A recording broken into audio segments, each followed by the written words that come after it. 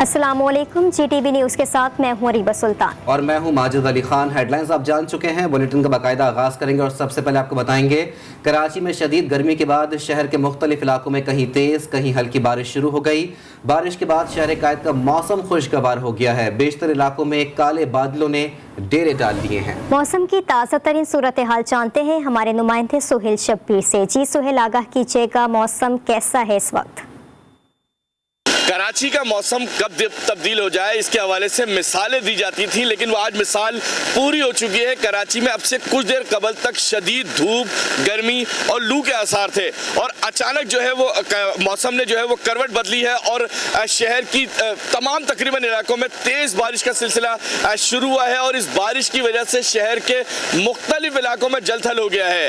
मैं आपको बताऊँ कि आज जो है वो तकरीबन गुलशन हदीद, गुलशन इकबाल, गुलिस्तान जौहर, मलिर, शाह फैसल कॉलोनी, मेट्रोपोल पर इस टाइम मैं मौजूद हूँ। यहाँ पर भी जो है वो तेज बारिश का सिलसिला जारी है। मेरा कैमरामैन इकबाल अगर आपको दिखा सके कि मेट्रोपोल पर इस टाइम पोजीशन ये है कि तमाम गाड़ियाँ जो मेट्रोपोल से गुजरती हैं वो तकरीबन तमाम गाड़ियाँ जो है वो पानी के अंदर आ चुकी हैं और तकरीबन तमाम गाड़ियों के टायर जो है वो इस टाइम पानी के अंदर डूब चुके हैं। और इस बारिश की वजह से मैं आपको बताऊँ कि कराची जो पिछले कई हफ्तों से बारिश की जरूरत में था उसमें 15 से 20 दिन का गैप आया था और अब दोबारा बारिशें शुरू हुई हैं और बताया जा रहा है कि आइंदा 1 से 2 रोज तक ये हल्की और तेज बारिश का सिलसिला मजीद जारी रह सकता है।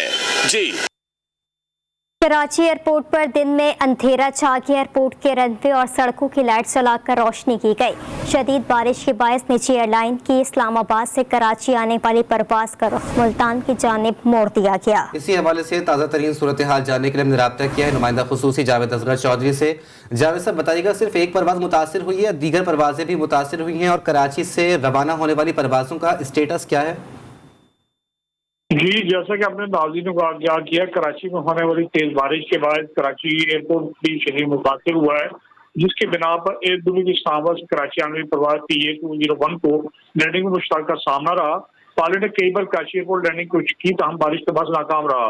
एयर ट्रैफिक कंट्रोलर ने एयर दिल्ली को परवाज के कप्तान को गो राउंड करा दिया। ताहम एयर दिल्ली की परवाज लैंडिंग में नाकाम रही, जिसके बिना पर एयर दिल्ली की परवाज के कप्तान को जहाज को मुल्तान एयरपोर्ट मोड़ने की हदायत कर दी गई थी। परवाज में 150 से ज्यादा मुसाफिर थे, जबकि दूसरी जानिब खराब मौसम के बाद कराची से लाहौर के लिए एयर शहर की परवाज को भी रवानगी रोक दिया गया था।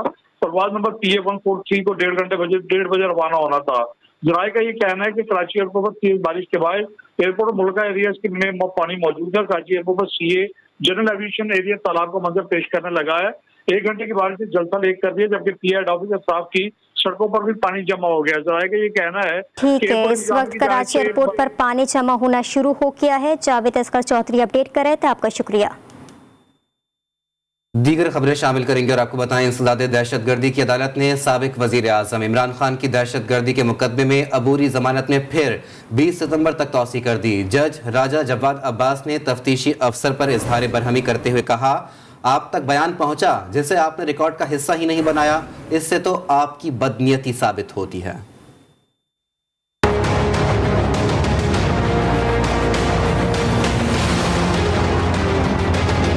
खातून जज को धमकी देने के केस में साबिक वजीर-ए-आज़म इमरान खान की दरख्वास्त जमानत पर समाअत। इमरान खान की पार्टी रहनुमाओं के हमरा ATC इस्लामाबाद के जज राजा जवाद अब्बास हसन के सामने पेशी। चेयरमैन PTI के वकील बाबर अवान ने कहा, इमरान खान 1 से ज्यादा बार जवाब जमा करा चुके हैं, क्या वो जवाब प्राइवेट है जो शामिल नहीं किया गया। दौरान समाअत तफ्तीशी अफसर ने अदालत को बताया कि इमरान खान शामिल तफ्तीश नहीं हुए। इमरान खान को 3 नोटिस भिजवाए गए हैं। वकील के जरिए एक बयान आया था जिस पर कहा कि वो खुद पेश होंगे। इमरान खान के वकील बाबर अवान ने अदालत की हिदायत पर सेक्शन 168 पढ़कर सुनाया और कहा कि इस सेक्शन में कहाँ लिखा है कि थाने में बुलाया जाएगा। पिछली समाअत में भी तफ्तीशी अफसर ने कहा कि इमरान खान पेश नहीं हुए। जज राजा जवाद अब्बास ने तफ्तीशी अफसर पर इजहार बरहमी करते हुए कहा, आप तक बयान पहुंचा जिसे आपने रिकॉर्ड का हिस्सा ही नहीं बनाया, इससे तो आपकी बदनीयती साबित होती है। अदालत में पेशी से कबल इमरान खान ने GTV के सवाल पर जवाब देते हुए कहा, एक चोर नवाज शरीफ और दहशतगर्द बानी MQM से मेरा मवाजना ना करें। खान साहब, पहले अल्ताफ हुसैन, फिर नवाज शरीफ, फिर आप -1 का फार्मूला कब तक चलता रहेगा? मुझे नवाज शरीफ एक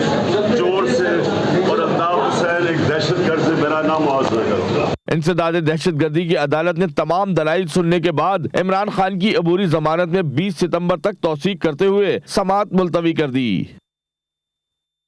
साबिक वज़ीर आज़म इमरान खान ने अहाता अदालत के बाहर मीडिया से गुफ्तगू करते हुए कहा कि दहशतगर्दी के कानून का मजाक बना दिया गया। अगर कोई रिमांड पर भेजने वालों के खिलाफ कानूनी कार्रवाई करने का कहता है तो क्या ये दहशतगर्दी है?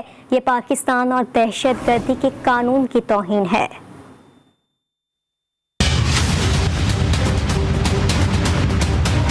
कस्टोडियल टॉर्चर होता है, जेल के अंदर तशद्दुद किया जाता है। एक यूनिवर्सिटी प्रोफेसर, कोई दहशतगर्द नहीं, कोई कातिल नहीं, उसके ऊपर हर किस्म का तशद्दुद किया जाता है, जिसको जेल सुपरिटेंडेंट क्वालिफाई करता है कि टॉर्चर हुआ।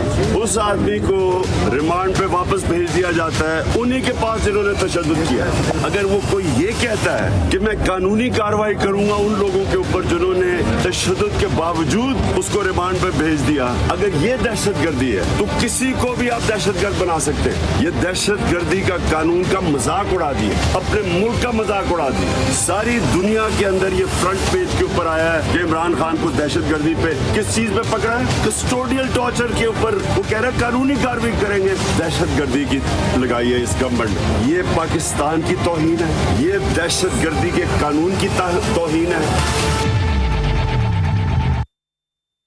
इमरान खान तकब्बुर और खुदपसंदी के सबब जहनी मरीज बन चुके हैं। उन्हें किसी इदारे, उसके सरबरा या जज को गाली देने में कोई शर्म नहीं। वजीर इत्तलात मरियम औरंगजेब के चेयरमैन PTI पर ताक कर वार। बयान में कहा, बुज़दिल, अनापरस्त, खुदपसंदी और तकब्बुर में डूबा हुआ शख्स खतरनाक ही होता है। ये ढीठ, फस्ताई और बेशरम इंसान सैलाब पर भी सियासत करता है। मरियम औरंगजेब ने कहा, इमरान खान अपनी घटिया सियासत के लिए सैलाब मुतासरीन के लिए इमदाद रुकवाना चाहता है।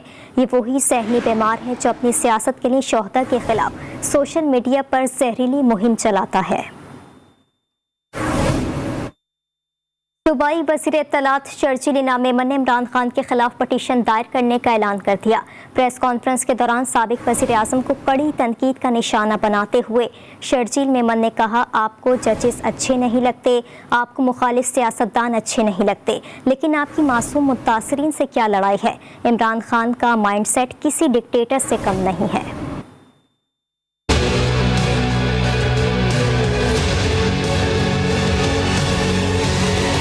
कि एक तरफ आपके लोग मासूम बच्चे आप देख रहे हैं कि किन हालों में रह रहे हैं, टेंटों में रहे हुए हैं, धूपों में बैठे हुए हैं, 2 वक्त की रोटी के लिए सब लोग परेशान हैं। पूरी हुकूमत, पूरी आपकी इस्टेब्लिशमेंट, पूरी आपकी इंतजामिया, पूरी आपके सिविल सोसाइटी सब उनकी मदद के लिए कोशिश करें। आप पूरी इंटरनेशनल कम्युनिटी को मैसेज दे रहे हो कि पाकिस्तान को इमदाद ना दो, क्योंकि इमरान खान साहब इस वक्त उनका एजेंडा क्या है? तो हुकूमत चाहिए। उनका एजेंडा क्या है? तो तमाम इदारों सरबराह उसको अपनी उंगली पे चाहिए। पूरी दुनिया को, पूरी कौम को बेवकूफ बनाया हुआ है ये शख्स। मजीद इस कौम पर जो अभी तक हरकतें कर रहा है, इसको फौरी तौर पर जितने भी कानूनी इदारे हैं, कानून के दायरे में रहकर फौरी तौर पर कार्रवाई करें। आपकी दुश्मनी चंद लोगों से हो सकती है, आपके सियासी मुखालफिन से हो सकती है, इलेक्शन कमीशन के सरबराहों से हो सकती है, बाकी इदारों सरबराहों से आपको अच्छे लगते नहीं लगते, लेकिन इन गरीबों ने आपका क्या कसूर किया था? तो ये बदमाशी, गुंडागर्दी, डिक्टेटराना तर्ज अमल, ये सिर्फ आपको PTI में मिल सकता है और कहीं नहीं मिलेगा।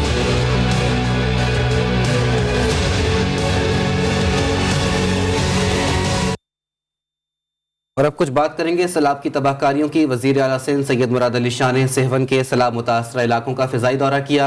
वज़ीर आला सिंध ने मंछर झील, मुख्तलिफ बंदों और ज़ेर आब देहातों का फ़िज़ाई जायज़ा लिया। वज़ीर आला सिंध भान, सईदाबाद, इराजी, बाजरा, यूसी चना और अपने आबाई गाँव वाहड़ कश्ती में गए। मुराद अली शाह ने मुतासरीन से मुलाकात की और राशन तकसीम किया। वज़ीर आला सिंध ने मुतासरीन में तकसीम करदा इमदादी सामान का जायज़ा भी लिया।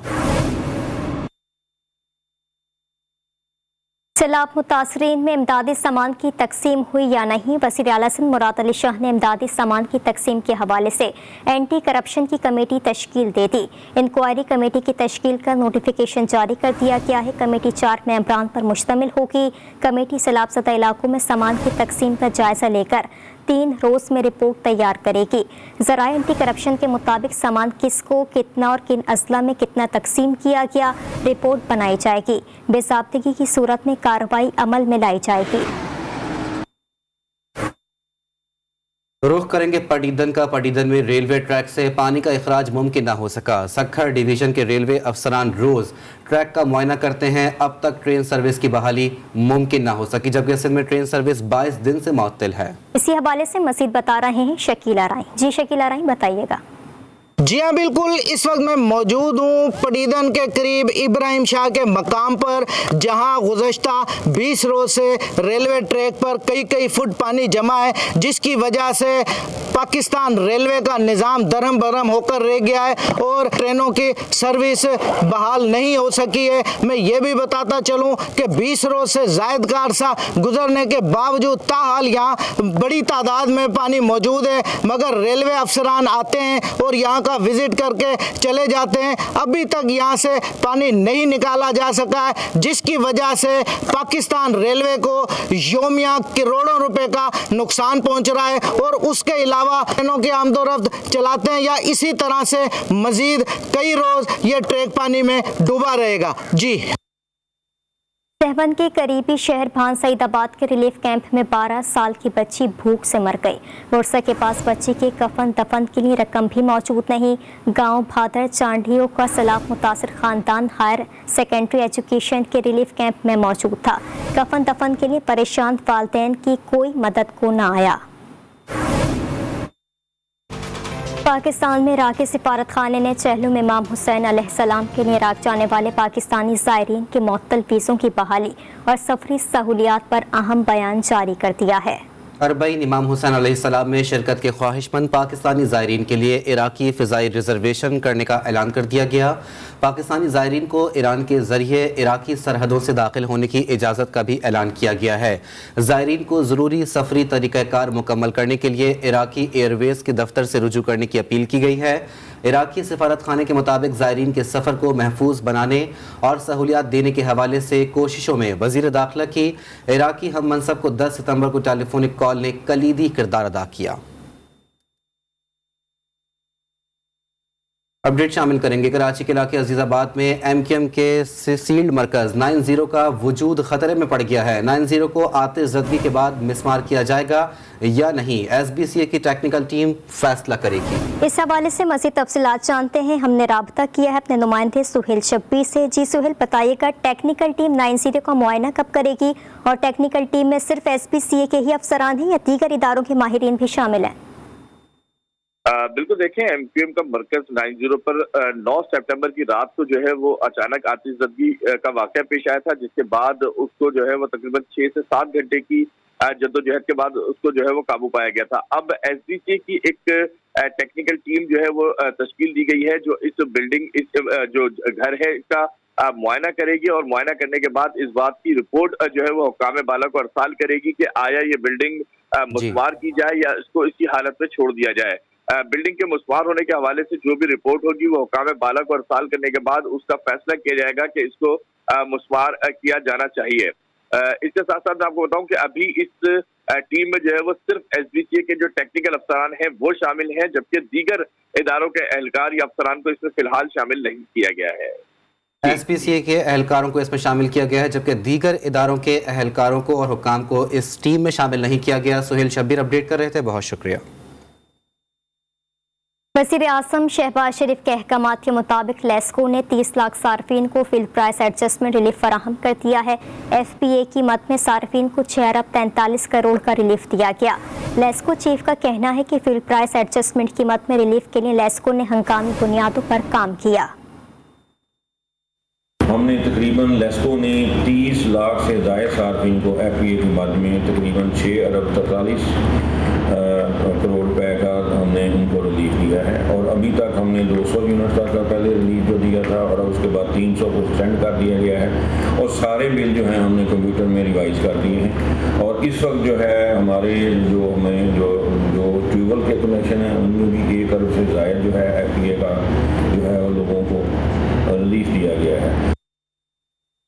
मुल्क भर में डेंगू एक बार फिर पंजे गाड़ने लगा। वफाकी दारुल हुकूमत और चारों सूबों में डेंगू के मरीजों की तादाद में इजाफा होने लगा है। मज़ीद तफसीलात देखते हैं इस रिपोर्ट में।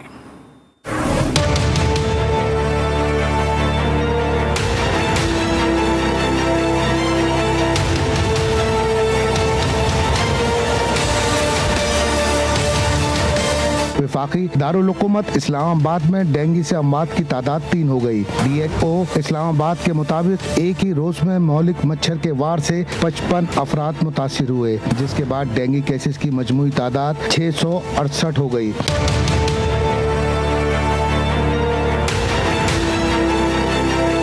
मुल्क के सबसे बड़े तिजारती हब कराची में भी डेंगू ने पंजे गाड़ लिए। गुज़िश्ता 24 घंटों के दौरान कराची में डेंगू के 107 से ज्यादा केसेस रिपोर्ट हुए। महकमा सेहत के मुताबिक शहर भर में डेंगू के मरीजों की तादाद 113 से तजावुज कर गई।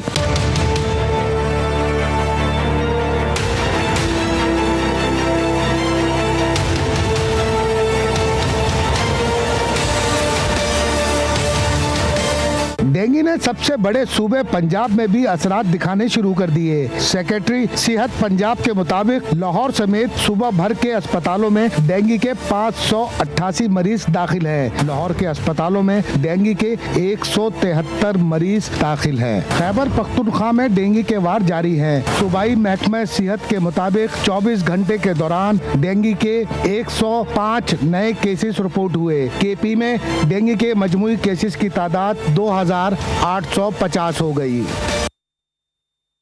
कराची के इलाके लियाकताबाद 3 और 4 नंबर की सूरत हाल गुज़िश्ता 4 माह से इंतहाई अबतर है। सावरेज का निज़ाम दरहम बरहम और सड़कें टूट फूट का शिकार हैं, जिसकी वजह से शहरियों का जीना मुहाल होकर रह गया है। इलाका मकीन कहते हैं लियाकताबाद टाउन की इंतज़ामिया बेहिस हो चुकी है, हमारा कोई पुरसाने हल नहीं। वसीम हैदर की रिपोर्ट देखिए।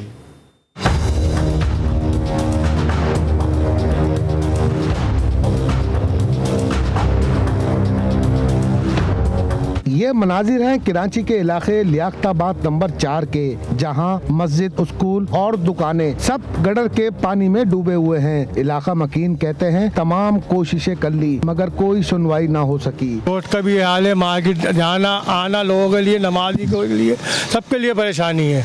नेरंग वाला रोड लगता है पूरा खराब हुआ है, वो भी नहीं कर सकते, कुछ कर नहीं सकते। ये गंदगी की पानी की वजह से कस्टमर कहाँ खड़ा होगा। यहाँ हमारा आना जाना बहुत मुश्किल हुआ है, बच्चों के साथ स्कूल आना जाना बहुत डिस्टर्ब है। फर्नीचर मार्केट से फुरकानिया मस्जिद तक दोनों अतराफ आबादी और मेन रोड पर दुकानें मौजूद हैं। इलाका मकीन मुसलसल गंदे पानी की वजह से बुरी तरह परेशान है। एक खातून का कहना था कि खुदारा कम से कम मस्जिद के अतराफ का गटर का पानी ही साफ कर दो, नमाजियों को बहुत परेशानी होती है। ये बकरीद ईद से ये हाल है, अभी तक कोई बोलने वाला नहीं है। अभी छोटे छोटे बच्चे हैं, स्कूल जाते हैं, गिर जाते हैं, इधर मस्जिद है, इसका भी तो एहतराम करे आप लोग। लियाकताबाद 3 नंबर हो या 4 नंबर या इरम बेकरी वाला इलाका, हर तरफ पानी ही पानी मौजूद है, जहां रोजाना की बुनियाद पर हादसात होते हैं। लियाकताबाद टाउन के अफसरान कब इस इलाके पर अपनी नजरें करम करेंगे, ये सवाल अभी बाकी है। कैमरामैन शान के साथ वसीम हैदर, GTV न्यूज, कराची। और यहाँ आपको अपडेट देंगे, कराची में जीना मरना पढ़ना लिखना सब मुहाल हो गया। डाकुओं ने अब स्कूल के बच्चों से भी लूटमार शुरू कर दी है। शादमान टाउन में स्कूल जाने वाले तालिब इल्म को लूटने की CCTV फुटेज मंजरे आम पर आ गई है। इस हवाले से मजीद तफसीलात जानते हैं। जी आपको अपडेट कर रहे हैं, कराची में जीना मरना पढ़ना लिखना सब का सब मुहाल होकर रह गया है। डाकुओं ने अब स्कूल के बच्चों से भी लूटमार शुरू कर दी। शादमान टाउन में स्कूल जाने वाले तालिब इल्म को लूटने की CCTV फुटेज मंजरे आम पर आ गई है। कराची में जीना मरना पढ़ना लिखना सब कुछ मुहाल हो गया।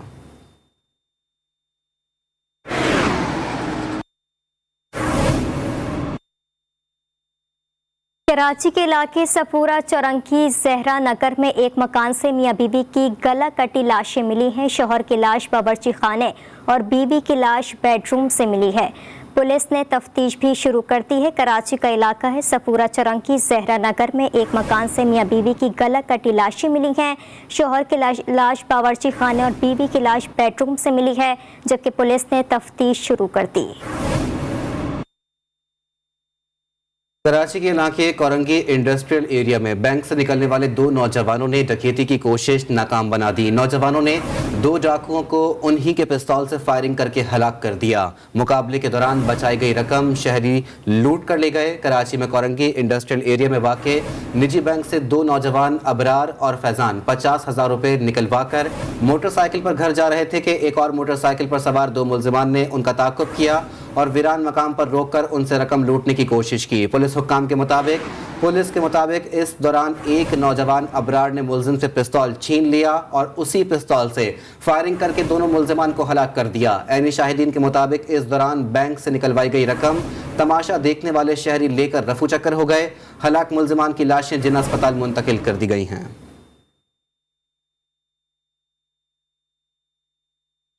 अभी आपको बताएं कि मुल्क के बहादुर सपूत मेजर राजा अजीज भट्टी शहीद निशान हैदर का 57वां यौम शहादत आज मनाया जा रहा है। मेजर राजा अजीज भट्टी ने लाहौर पर भारत के हमले को पसपा किया था। कौम वतन के बहादुर सपूत को सलाम पेश करती है। मेजर राजा अजीज भट्टी का शुमार वतन के उन बहादुर सपूतों में होता है जिन्होंने 1965 की जंग में अपनी बहादुरी से दुश्मन को नाकों चने चबवा दिए थे। उन्होंने अपनी बहादुरी और शुजाअत से भारतीय फौज को भारी नुकसान पहुंचाया। मेजर राजा अजीज भट्टी शहीद की क़यादत में भारत के लाहौर हमले को कामयाबी से पसपा किया गया।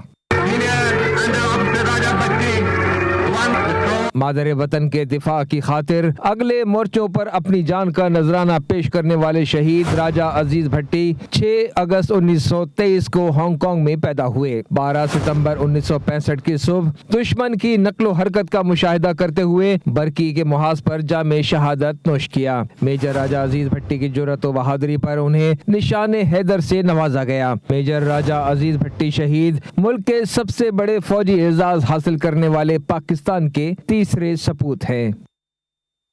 ओरिएंट ग्रुप ऑफ कंपनीज भी सैलाब मुतासरीन की मदद के लिए पेश। सैलाब ज़दगान के लिए इमदादी सामान भिजवाने के हवाले से तकरीब में सीनियर सूबाई वजीर मियां असलम इकबाल की भी शिरकत। लाहौर से रिपोर्ट कर रही हैं समना कमाल।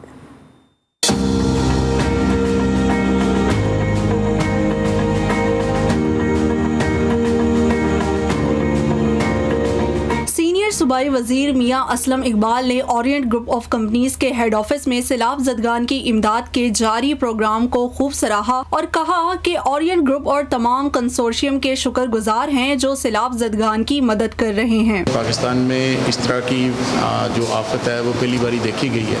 बैतुल इस्लाम वालों ने, ओरिएंट ग्रुप ने सब ग्रुप के साथ मिलके राशन का एक बहुत बड़ा तकरीबन 1.5 लाख के करीब राशन का बंदोबस्त किया है कि वो लोगों तक पहुँच सके। तो वो भी प्राइवेट लोगों की तरफ से भी बहुत बड़ी डोनेशन की शक्ल में लोग वहाँ पे जा रहे हैं ताकि उनको रिहेबिलिटेट किया जा सके। MD Orient group of companies ने कहा कि मजमूई तौर पर 1.5 लाख राशन बैग सैलाब ज़दगान को सरवर फाउंडेशन, नेमत सलीम ट्रस्ट और दीगर इदारों के ताउन से भिजवाए जा रहे हैं। मुकर्रीन का कहना था कि मुसीबत की इस घड़ी में अपने बहन भाइयों को अकेला नहीं छोड़ेंगे और पूरी कोशिश होगी जब तक वो अपने घरों को बाइज्जत वापस ना चले जाएं, उनकी इमदाद जारी रखेंगे। कैमरामैन मोहम्मद अकरम के साथ समना कमाल, GTV news Lahore. Asia cup final में श्रीलंका के हाथों कौमी टीम की शिकस्त के फौरी बाद ऑलराउंडर शोएब मलिक ने अपना रद्द-ए-अमल जाहिर कर दिया। अपने ट्विटर पैगाम में शोएब मलिक ने लिखा कि हम कब दोस्ती, पसंद और नापसंद के कल्चर से बाहर आएंगे। अल्लाह हमेशा ईमानदार लोगों की मदद करता है। वज़ीर आज़म से चेयरमैन PCB रमीज़ राजा को ओहदे से हटाने के मुतालबे की करारदाद पंजाब असम्बली में जमा करा दी गई। करारदाद लीगी रुकन सादिया तैमूर ने जमा कराई। करारदाद में मौक़िफ़ इख्तियार किया गया है कि रमीज़ राजा PCB जैसे नेशनल इदारे को चलाने के अब काबिल नहीं रहे। कौमी क्रिकेट टीम की एशिया कप में हैरान कुन शिकस्त हर पाकिस्तानी दिल बर्दाश्ता है। कौमी टीम में हिकमत अमली, बेहतर ट्रेनिंग और मैनेजमेंट का शदीद फुक़दान है। रमीज़ राजा अपनी जिम्मेदारियां अहसन तरीके से सरअंजाम देने में बुरी तरह नाकाम रहे। न्यूज़ बुलेटिन से फिल वक्त इतना ही। आप देखते रहिए GTV न्यूज़।